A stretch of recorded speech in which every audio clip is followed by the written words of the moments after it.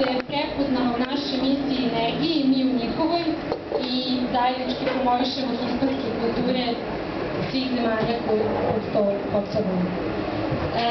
Večeras se zahvaljujemo i Filološkom fakultetu koji nam uvijek izlazi u susret koliko je u njihovoj moći i hvala im puno na tome.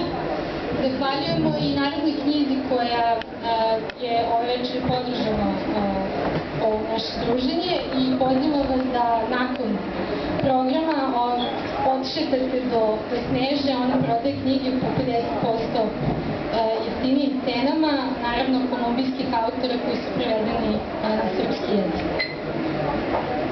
Ono što je važno za ovo veče jeste da smo zamislili malo drugačiji koncept nego što ste navikli do sada.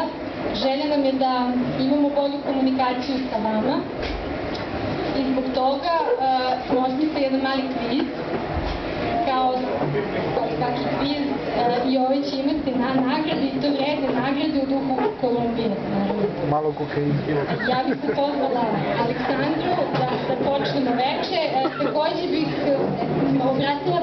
skrenula bih vam pažnju na pano koji stoji kod knjiga. Možete zapisati šta biste voljeli da Društvo Hispanijska organizuje u budućnosti.